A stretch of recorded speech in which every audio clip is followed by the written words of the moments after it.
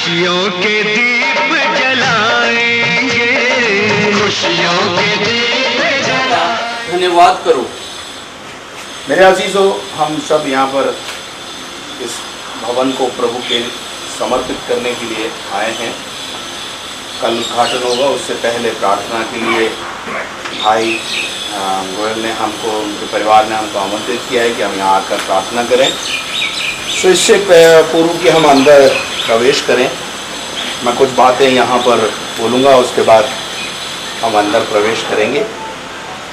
तो जब मैं बोलूँगा और बोल के मैं रुकूँगा, तब आप सबको एक बात बोलनी है। आपका रिस्पॉन्स आएगा सिर्फ इन शब्दों में, और उसकी करुणा सदा की, और उसकी करुणा, करुणा का मतलब है दया। कैसी है? सदा की है, 2-4 घंटे की नहीं, सदा की है। ये रिस्पॉन्स आपका होगा। और जब मैं बोलूँगा तो आप रुकेंगे, आप रुकेंगे तो मैं बोलूँगा। यहोवा का धन्यवाद करो। यहोवा शब्द जो है वो परमेश्वर के लिए है। परमेश्वर का धन्यवाद करो क्योंकि वो भला है। जोर से बोलिए, उसकी जो ईश्वरों का परमेश्वर है उसका धन्यवाद करो। जो प्रभुओं का प्रभु है उसका धन्यवाद करो। उसको छोड़ कोई बड़े बड़े आश्चर्य कर्म नहीं कर सकता। उसने अपनी बुद्धि से आकाश को बनाया है। उसने पृथ्वी को जल के ऊपर फैलाया है। उसने बड़ी बड़ी ज्योतियां बनाई हैं। दिन पर प्रभुता करने के लिए उसने सूर्य को बनाया है, और रात पर प्रभुता करने के लिए उसने चंद्रमा और तारागणों को बनाया है। और उसके बाद उसने हमारी दुर्दशा में हमारी सुधि ली है, और हमको सब दुश्मनों से छुड़ाया है। वो सब प्राणियों को आहार देता है। हम सब मिलकर बोलें, स्वर्ग के परमेश्वर का धन्यवाद करो, उसकी करुणा सदा की है। हालेलुया। सो हम इस समय एक भजन गाते हुए अंदर प्रवेश करेंगे, और हम भजन गाते हुए जब प्रवेश करेंगे उसके बाद हम अपने अपने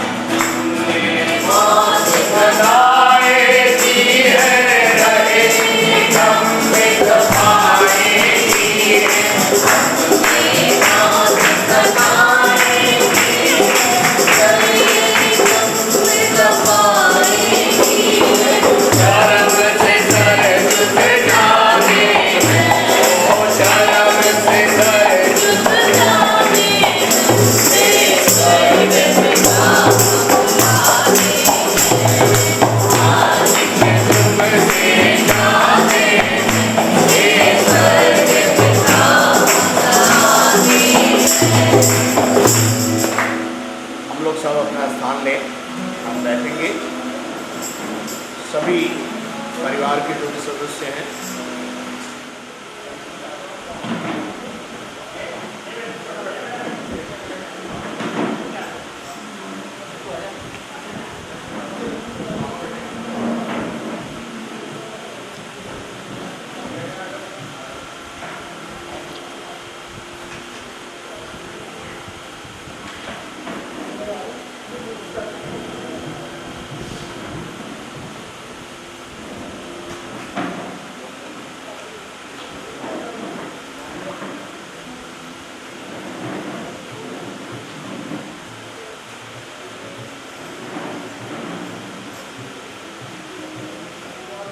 की ओर से हुआ है और हमारी दृष्टि में बहुत ही अद्भुत है। और मेरा यहाँ होना ये तो और क्या अद्भुत है, लेकिन गोयल परिवार ने हमें आमंत्रित किया है और हम उनके निमंत्रण पर यहाँ आए हैं। और हम परमपिता परमेश्वर को धन्यवाद देते हैं कि ये भवन बन पाया और अभी कुछ काम बाकी है, लेकिन वो भी जल्दी प्रभु पूरा करेगा। आइए, जिस परमेश्वर ने इसकी नींव डाली, नींव डालते समय हम यहाँ पर थे, कुछ और घर के परिवार के लोग भी थे। बाधाएं बहुत थी, इतना आसान नहीं है। हमारे मारवाड़ी में कहते हैं कि ब्याह और मकान बांट के दे पता चलेगा, तो पता चलता है, लेकिन उस परमपिता परमेश्वर का हाथ इन पर बना रहा। समस्या आई और आती हैं, लेकिन उन सबसे प्रभु ने इनको पार लगाया। आइए उस परमपिता परमेश्वर के सामने 2 मिनट अपनी आंखों को बंद करें और अब प्रार्थना में अपने स्वरूप को झुकाएं। इस मकान को डेडिकेट करें, समर्पित करें। हमारे दयालु स्वर्गीय पिता परमेश्वर, बड़ी नम्रता और दीनता के साथ धन्यवाद का बलिदान चढ़ाते हुए आपके पास आते हैं। आपका धन्यवाद करते हैं आज की शाम के लिए जो तूने हमारे जीवन में हमको दी। बहुत समय से हम इस दिन का इंतजार कर रहे थे। हम एक समय यहाँ आए प्रभु, जिस दिन इसका नींव का पत्थर यहाँ पे हमने रखा, बहुत उबड़ खाबड़ सब कुछ पड़ा हुआ था। और प्यारे परमेश्वर, हमें आशा थी कि एक दिन बहुत सुंदर भवन बन के तैयार होगा और उस भवन में बैठकर हम तेरी उपासना और आराधना कर रहे होंगे। और आज वो वक्त हमारे लिए ले आया। हम तेरा धन्यवाद प्रभु जी। भाई कमल गोयल, उनकी पत्नी, उनके परिवार के लोगों ने और बहुत सारे और समय समय पर कारीगरों ने, अलग अलग प्रकार की टीम्स आई यहाँ पर और उन्होंने अपने अपने कामों को किया। और उसके बाद हम इस प्रकार के एक सुसज्जित मकान को यहाँ पर देख पाए।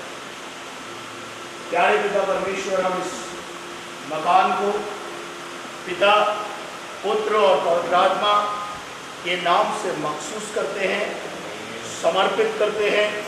इसको आप रहने के योग्य बनाइए और इसमें रहने वाले सब सुकून के साथ अपनी जिंदगी को जी सकें।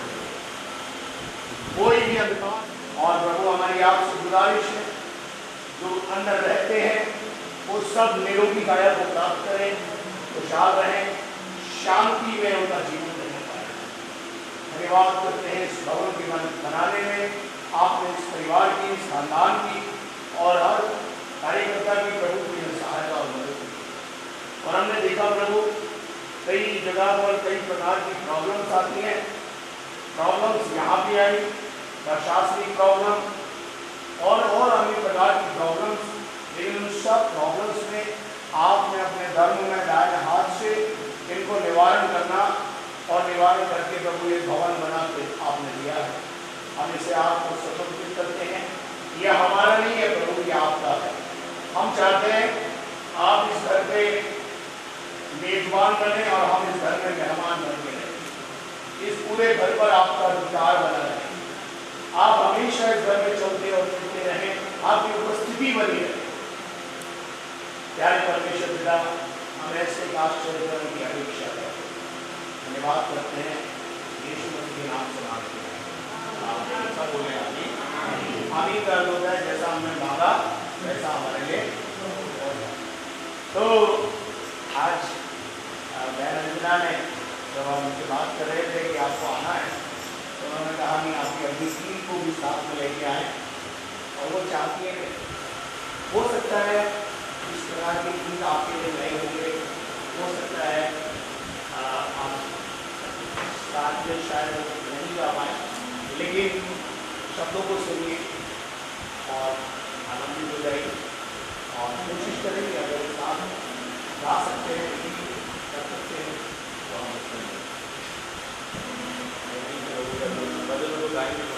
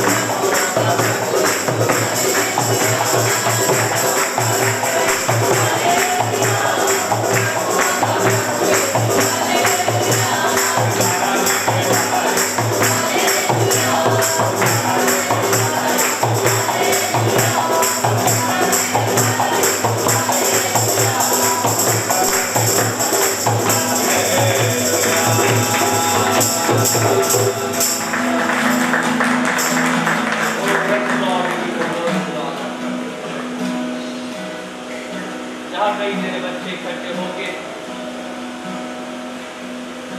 तुझे पुकारते हैं तो वहाँ आकर। और आज हम यहाँ इसलिए इकट्ठे हैं कि तेरी पाक उपस्थिति यहाँ पे इस घर में मौजूद है। कि हम तेरे मित्र से जुड़ा है।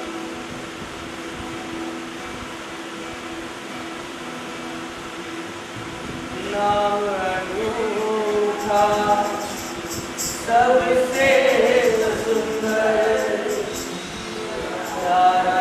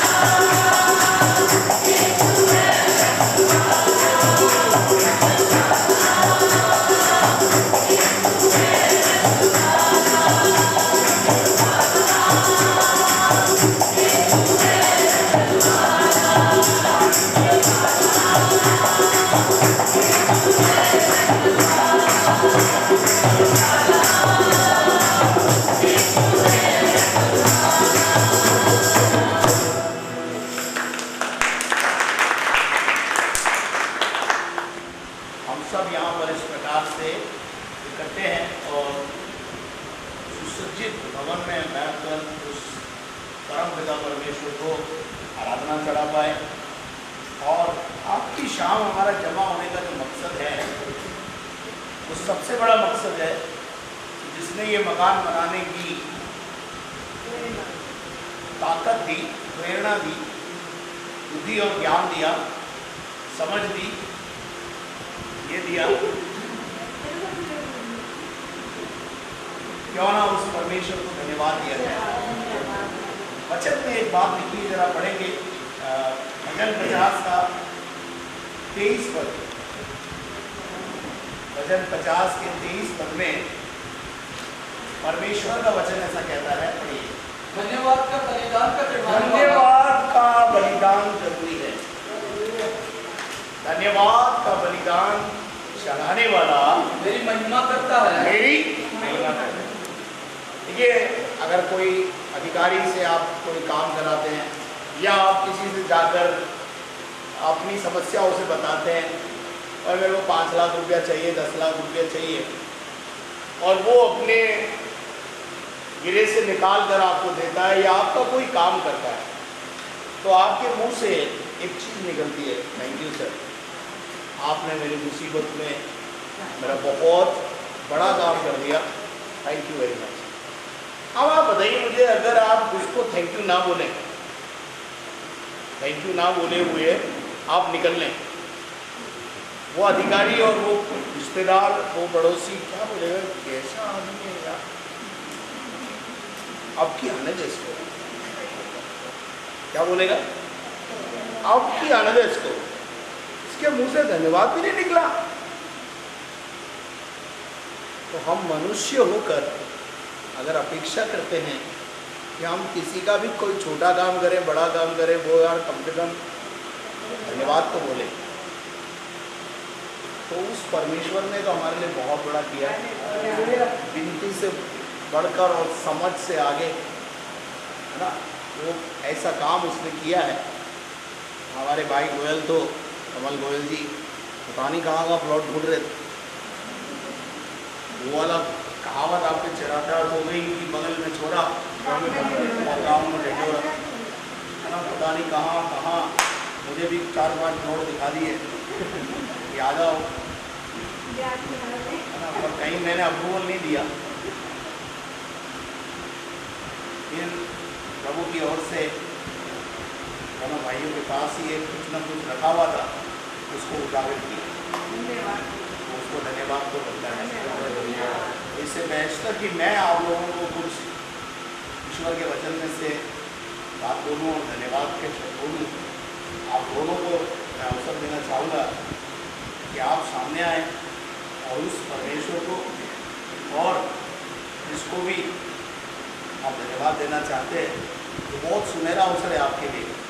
कहीं ना कहीं कोई ना कोई जरूर आपको काम आया होगा, छोटा काम, बड़ा काम, तो it is a time of return. धन्यवाद देकर हम उसको भी महिमा दे सकते हैं, और जिसने हमारी मदद की है, it's a very precious time for us, कि हम उसे धन्यवाद। तो पहले गोयल भी आएंगे। तो बहुत शब्द में बोल नहीं पाऊँगा, लेकिन जैसा कि पास्टर ने बताया और आप सबको पता होगा कि प्लॉट लेने से लेकर के और ये मकान बनने तक काफ़ी कुछ तकलीफों का सामना करना पड़ा। तो उसमें जरूर बड़ा पिता परमेश्वर का ही साथ रहा होगा कि ये प्लॉट हमको मिलना था। इतना प्रयास करने के बाद में एक दो जगह डील होने के बाद में वो डील कैसी हुई, हम पास्टर के पास गए, पास्टर ने प्रार्थना करी, हमने और पास्टर के पास गए, उन्होंने प्रार्थना करी कि जरूर कोई ऐसी बात है जो प्रभु आपके सामने लाएगा। तो ऐसा ही हुआ कि वो सब डील कैंसिल होने के बाद में ये प्लॉट मिला, और ये प्लॉट मिल करके फिर हमने तुरंत डील किया।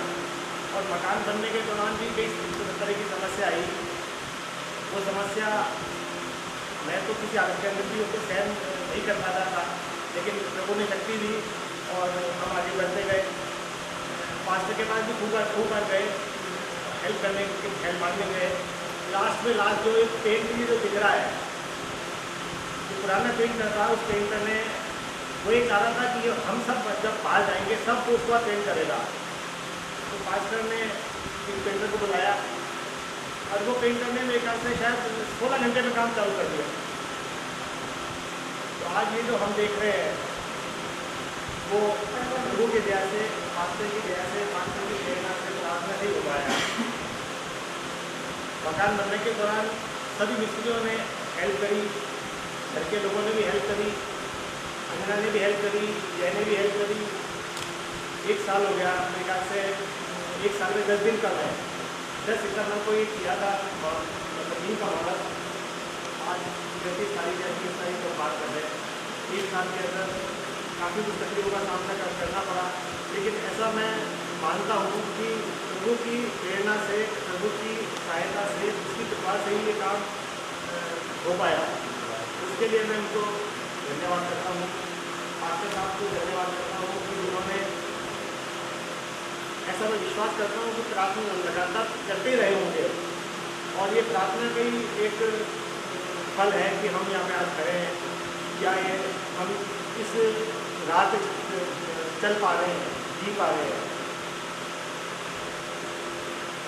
खुदा मैं इस बार परम पिता परमेश्वर का धन्यवाद करता हूँ, पास्टर साहब का धन्यवाद करता हूँ, पास्टर फैमिली का धन्यवाद करता हूँ। और लगभग एक साल हो गया मैं भवन बिल्कुल भी नहीं जा पाया, इसके लिए मैं क्षमा भी चाहता हूँ। लेकिन जब भी मेरे को मौका मिला, मैंने ऑनलाइन के ऊपर जरूर देखा है और मेरी हमेशा इच्छा होती थी, लेकिन मैं सुबह 8 बजे से लेकर रात को 7 बजे तक यहाँ पे बिजी होता था, तो मैं आ ही नहीं पाता था। लेकिन अब जब दोबारा से लाइफ खत्म हो जाएगी तो मैं दोबारा से जैसे मैं पहले आता था उससे भी 10 मिनट ज़्यादा आने का ख्याल रहेगा। Thank you, God bless.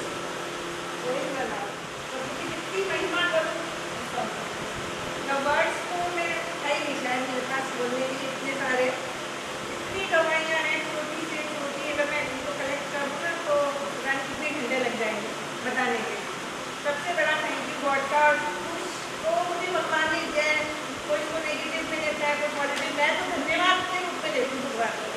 कुछ नहीं होता तो मुझे राह नहीं मिली, उसकी वजह से मैं आज इस राह पे आई हूँ। और मुझे जिस दिन मैं कॉल्पा चल गई थी आज से करीबन 10 साल पहले, पता नहीं मुझे क्या फील हुआ, मुझे भी नहीं मालूम, बस एक अट्रैक्शन फील हुआ था, शायद मैं सही जगह आई, शायद मैं, और मुझे ऐसा लगता है तो शायद अब पता हो गया कि मैं सही जगह पे ही हूँ।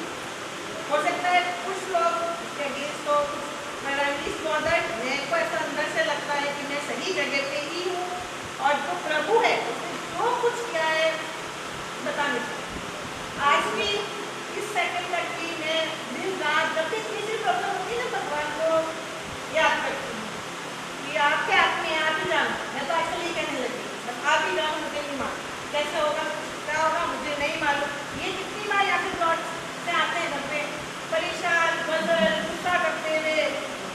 कई बार ऐसा होता है सुबह 7:30 का नाश्ता किया हुआ, इन्होंने रात को 10 बजे खाना खाया, एक कप चाय भी नहीं पी है पूरे दिन की। इस लास्ट मंथ में ऐसी सिचुएशन भी आई है और फिर कभी में पानी निकालेंगे प्रॉब्लम, कभी क्या एकदम परेशान होकर आते थे। मैं तो यही कहती थी, ये भी इसमें स्टार्ट करते हैं तो टेंशन होते हैं कि प्रभु कर देगा था, और आगे से आगे हो रहा है, पता नहीं कैसे हो, हमें भी नहीं पता। बादल ने कहा इसके लिए भी हम तो परवाही नहीं करते, आराम से हो रहा है, आराम से सब कुछ हो रहा है, गॉड नोस कैसे हो रहा है, मैं भी नहीं मालूम, पर हो रहा है कि प्रभु की कृपा ही है हमारे पे और किसकी है। तो प्रभु महान है। तो जितना भी मैं वर्णन करूँ, जितना भी शायद बुराई होगा, शायद बुराई होगा। थैंक गॉड, भगवान का धन्यवाद। पास्टर से आप लोगों ने मिलवाया हमें, प्रभु ने मिलवाया हमने हमें, बहुत बहुत thank you very much. Hallelujah. So thank you very much आपके शब्दों के लिए। बहुत ही लंबी शब्दों में बहुत ही सुंदर तरीके से हमने उनको धन्यवाद दिया है। और इस समय खास जब हम इस मकान के अंदर आए, मकान के बारे में कुछ बातों को मैं कहना चाहता हूँ। हम पढ़ेंगे परमेश्वर के वचन में से भजन संहिता 127 और उसका पहला भजन 127। यदि यदि घर को यहोवा न बनाए, यदि घर को वो परमेश्वर ना बनाए तो उसके बनाने वाले तो का उसके बनाने वाले का सारा परिश्रम व्यर्थ हो जाता है। घर कौन बनाता है? कभी कभी हम बोलते हैं मैंने बनाया इधर। हाँ बाबा ना, हमारी क्या औकात है कि हम घर बना लें? उसने कुवत दी, ताकत दी तो बनता, उसने बुद्धि दी तो बनता है। तो असली बनाने वाला कौन है? वचन में लिखा है, बाइबल में ऐसा लिखा है, यदि घर को परमेश्वर ना बनाए तो उसके बनाने वाले का परिश्रम, मेहनत सब क्या हो जाती है? व्यर्थ। परमेश्वर के वचन में एक जगह लिखा है, बुद्धिमान ने अपना घर चट्टान पर बनाया। बुद्धिमान जो होता है वही होता है जो नींव को गहरी करता है। क्या करना है? नींव को, हाँ, हमारी नींव, हमारी जड़ें, हमारी जो नींव है वो बहुत मजबूत होनी चाहिए। इस घर की जब नींव रखी जा रही थी, मैं आया था और हमने देखा काफी नीचे उतार है। वैसे तो आजकल उतरा भी नहीं जाता है, जब से बाल सफेद हुए हैं तो कभी पास से उतरते हैं, कभी पास से नहीं उतरते हैं, तो बाहर ही खड़ा रहता है। तो नींव का गहरा होना बुद्धिमानी का संकेत है। बुद्धिमान जो होता है वो अपने घर की नींव को मजबूत बनाने के लिए गहरे में जाता है। और मैं आपको कहना चाहता हूँ, केवल मकान की नींव गहरी मत रखो, जीवन के हर क्षेत्र में गहराई में उतरो, तब कोई आंधी और कोई तूफान आपके घर को गिरा नहीं पाएगा। चाहे वो आध्यात्मिक जीवन हो, चाहे वो हमारा संसारिक जीवन हो, पारिवारिक जीवन, परिवार की नींव भी बहुत मजबूत होनी चाहिए। परिवार की नींव मजबूत होनी चाहिए। यहां लिखा है कि यदि घर को परमेश्वर यहोवा नहीं बनाए तो उसके बनाने वाले का क्या है? परिश्रम व्यर्थ है। अभी कितना बड़ा लंबा चौड़ा घर बना है। इस घर के विषय में एक बात मैं आपसे कहना चाहता हूं। जो सुलेमान बादशाह ने, जो दुनिया का सबसे बड़ा बादशाह हुआ, बुद्धिमान बादशाह हुआ, उसने एक बात कही कि नीति वचन 25 अध्याय उसके 24 पद को अगर जब हम पढ़ते हैं तो वहाँ एक बहुत बेहतरीन बात लिखी है। बहनें बुरा नहीं माने, जहाँ बहनें हैं वहाँ भाइयों को भी इंक्लूड किया जाता है, और जहाँ भाइयों के लिए है वहाँ बहनें भी इंक्लूड होती हैं। लेकिन उस बातों को अदरवाइज ना लें। पढ़िए, लंबे चौड़े घर में, लंबे चौड़े घर में रहने से, झगड़ालू पत्नी के संग रहने से, लंबा चौड़ा घर हो और पत्नी झगड़ालू, मजा आएगा रहने का? भाई नहीं आएगा। और लंबा चौड़ा घर हो और पति झगड़ालू, वो भी नहीं आएगा भाई। तो मजा तो जब आएगा भाई जब झगड़ा बाहर हो। लेकिन अगर झगड़ा अंदर है तो बेहतर होगा भाई। धर्मशास्त्र में लिखा है छत के कोने में रहना, किसी छत के कोने में रह ले या झोपड़ी में जाके रह ले, सुकून से तो रहे। जहां शांति नहीं होगा का घर है। घर की असली परिभाषा क्या है? देखिए, अगर आप 5 स्टार होटल अफोर्ड कर सकते हैं और करते हैं आप लोग, ठीक है, 5 स्टार होटल का जो कमरा होता है, एक दिन का किराया 15,000 20,000 रुपये है। और आप लोग क्या बोल रहे हो? क्या बोलते हो? मैं तो कभी गया ही नहीं। स्वीट रूम चाहिए। तू खुद तो स्वीट हो जा पहले, खुद तो बिल्कुल सड़ा हुआ खोपड़ी का है, और रूम कैसा चाहिए? चलो कोई बात नहीं, आपके पास पैसा है तो आप स्वीट रूम भी हायर कर सकते हो। पर मैं आपको बताना चाहता हूँ, उस डनलप के गद्दे पर जिसका किराया 15,000 रुपया पर डे दे रहे हो, उतना सुकून नहीं मिलेगा जितना आपके घर का छोटा सा 6x6 का पलंग और उस पर 10,000 का डनलप का गद्दा सुकून देगा ना। वो स्वीट रूम भी आपको सुकून नहीं देता। घर तो घर होता है, पड़ोसी को बोलो घर तो घर, घर तो घर होता है। घर के अलावा कहीं सुकून मिला है तो बता दीजिए। आदमी थका हुआ आता है, घर भागता है, क्यों भागता है? वहां मुझे क्या मिलेगा? Relax. I feel relax in my home. मैं जब अपने घर में जाऊंगा मुझे क्या मिलेगा?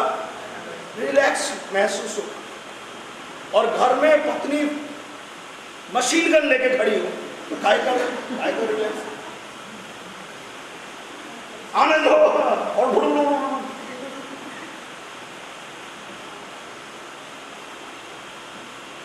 तो झगड़ालू पति हो चाहे झगड़ालू पत्नी हो, उसके साथ लंबे चौड़े घर में रहने से अच्छा है एक कमरा, किचन, लेटरिन, बाथरूम का मकान हो भले या झोपड़ी हो, लेकिन चैन सुकून तो हो। घर का नाम लिख दिया हेवन, घर का नाम क्या लिख दिया? हेवन। और हेवन जैसी कोई बात अंदर है नहीं, सब नरक ही नरक है। बेटा देखो तो नरक बना हुआ है, बेटी देखो तो, बहू देखो तो, सारा 3, 13 और 9, 18 हुए हैं। एक ही छत के नीचे रहते हैं, लेकिन 3, 13, 9, 18 है। कोई एक वेदांत के माध्यम से हमने वचन को सुना, अगर घर को परमेश्वर ना बनाए तो बनाने वाले का परिश्रम व्यर्थ है, और नगर की रक्षा परमेश्वर ना करे तो जागने वाले का जागना व्यर्थ है। परमेश्वर ने आशीष के रूप में जो एक घर दिया है, ये घर इस परिवार के लिए आशीष का कारण हो। जब इस घर में जब लोग बाहर से थक कर परेशान होकर निढाल अवस्था में जब इस घर में पहुंचे तो इस घर के अंदर इस घर में रहने वाले लोगों को सुकून और शांति मिले, एक दूसरे के बारे में चिंता करे, एक दूसरे को प्यार करे, एक दूसरे की गलतियों को नजरअंदाज करे। परमेश्वर ये परिवार एक इस कॉलोनी के अंदर आशीष का कारण बने। परमेश्वर के द्वारा लोग आशीषित हो, इस घर के द्वारा इस घर को लोग देखकर कहने पाए कि तू इनका परमेश्वर है और इनके लिए बच्चे। सारी आवश्यकताओं को तुमने अब तक पूरा किया, और भी बहुत अच्छा कर सकते थे, लेकिन उससे भी बढ़कर तुमने किया। परमेश्वर तुमने इस घर को एक अच्छा घर में बनकर खड़े होने के लिए तुमने सहायता मदद की। जिन्होंने बनाया, जो कारीगर थे, जो मिस्त्री थे और ठेकेदार थे, उन सबको भी मैं आशीष देता हूँ, उन सबके कल्याण की घोषणा करता हूँ। जितने लोग इस घर के छत के नीचे बैठे हैं, इन सब की कल्याण की घोषणा करता हूँ। इनके घरों में भी मेरी शांति सदा बनी रहे, किसी भी प्रकार का विवाद, झगड़े, बीमारी और निराशा और दुख इन सब के जीवन में कभी ना होने का सारी नियम तुमने देखे। क्योंकि जो हमारे उद्धार करता जब आने वाले प्रभु यीशु मसीह के सामर्थी और दिवाले नाम से प्रार्थना मांगते हैं, दया से सुने और कबूल करने की परमेश्वर। आमीन। और अब हमारे खुदावन यीशु मसीह का फजल, खुदा बाप की मोहब्बत, पाक रूह की रिफाकत और शराकत अब से लेकर हमेशा तक हम तमाम ईमानदारों के साथ, इस घर में बैठने वालों के साथ हमेशा तक होती रहे और हम सब बोले आमीन। Thank you very much. मैं भी एक और बार आप सबको धन्यवाद देना चाहता हूँ, स्पेशली गोयल साहब के परिवार को, कि उन्होंने इस पावन दिन पर हमको और हमारी टीम को याद किया। और हम लोग we are very happy, we are really very happy to see this house. May God bless you.